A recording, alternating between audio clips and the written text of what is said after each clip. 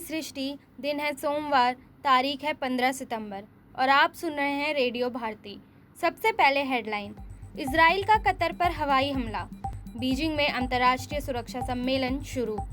चीन ने वैश्विक सुरक्षा पर जताया कड़ा रुख। मानसून की देरी से भारतीय कृषि क्षेत्र में चिंता, राज्यों में पानी की भारी कमी। संसद में महिला आरक्षण विधेयक का पेश होना, विपक्ष ने किया समर्थन।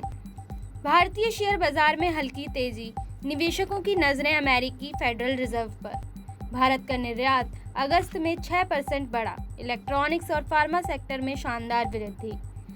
भारत ने श्रीलंका को वनडे सीरीज में 2-1 से हराया, शुभमन गिल बने player of the series. PV Sindhu ने डेनमार्क ओपन में शानदार जीत के साथ क्वार्टर फाइनल में प्रवेश किया। अब खबरें विस्तार से। इजराइल ने कतर की राजधानी दोहा में एक प्रमुख एयर स्ट्राइक की, जिसमें हमास के ठिकानों को निशाना बनाया गया। इस हमले के बाद खाड़ी क्षेत्र में सुरक्षा को लेकर गंभीर चिंताएं उत्पन्न हो गई हैं।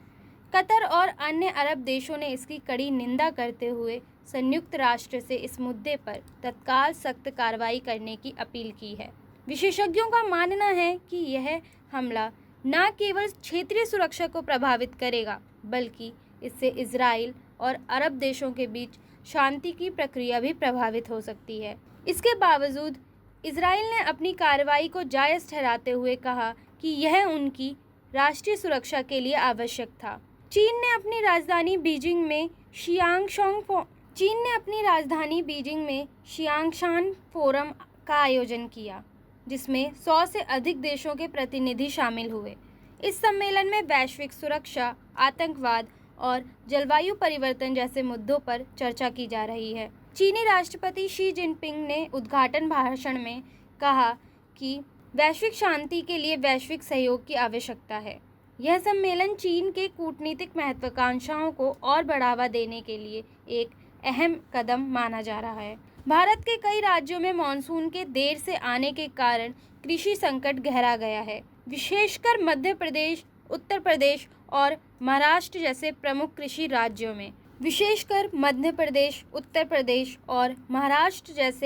कृषि राज्यों में धान, मक्का और सोयाबीन की फसलों पर असर पड़ रहा है। सरकार ने इस मुद्दे को लेकर राज्य में आपातकालीन योजनाएं तैयार करने का निर्देश दिया है। कृषि मंत्रालय ने कहा है कि कुछ क्षेत्रों में सूखा जैसी स्थिति बन सकती है, जिससे किसानों को भारी नुकसान हो सकता है। केंद्र सरकार ने लोकसभा और राज्य विधानसभाओं में महिलाओं को 33% आरक्षण देने के लिए महिला आरक्षण विधेयक संसद में पेश किया। इस ऐतिहासिक विधेयक को लेकर विपक्ष ने समर्थन जताया है, लेकिन कुछ विपक्षी दलों ने इसे और अधिक समावेशी बनाने की मांग की है। खासकर ओबीसी और SC/ST महिलाओं के लिए अलग से आरक्षण की व्यवस्था की मांग की जा रही है। विधेयक के पास होते ही भारत में महिला सशक्तिकरण की दिशा में एक बड़ा कदम उठाया जा सकता है। भारतीय शेयर बाजारों में सोमवार को हल्की बढ़त देखने को मिली।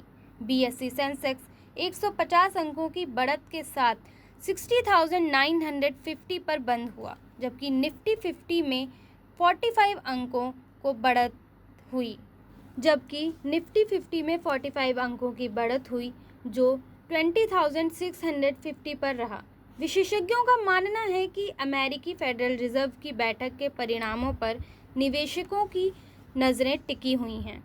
यदि ब्याज दरों में कोई बदलाव नहीं होता है तो वैश्विक बाजार में स्थिरता बनी रह सकती है। भारत का निर्यात अगस्त 2025 में 6% बढ़कर $42.5 बिलियन पर पहुंच गया है। मुख्य रूप से इलेक्ट्रॉनिक्स और फार्मा उत्पादों के निर्यात में वृद्धि हुई। वाणिज्य मंत्रालय ने बताया कि इस बढ़ोतरी के कारण भारत की आर्थिक स्थिति को मजबूत करने में मदद मिलेगी, जबकि अंतर्राष्ट्रीय बाजारों में भारतीय उत्पादों की मांग में भी इजाफा हुआ।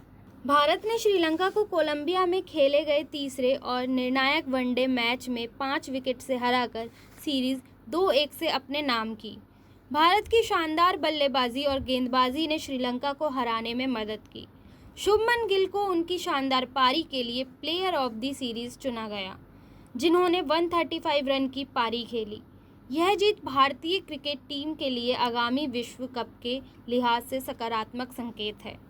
भारतीय बैडमिंटन स्टार पीवी सिंधु ने डेनमार्क ओपन में शानदार प्रदर्शन करते हुए जापान की सयाका ताकाहाशी को 21-28, 21-14 से हराकर क्वार्टर फाइनल में जगह बनाई। सिंधु का अगला मुकाबला चीन की ही बिंग जियाओ से होगा, जिन्होंने टूर्नामेंट में बेहतरीन खेल दिखाया है। सिंधु की फॉर्म से बैडमिंटन प्रेमी उम्मीद कर रहे हैं कि वह इस टूर्नामेंट में पदक जीतने में सफल रहेंगी। अब आपसे हम लेते हैं अलविदा इस वादे के साथ कि आप बने रहेंगे रेडियो भारती के साथ।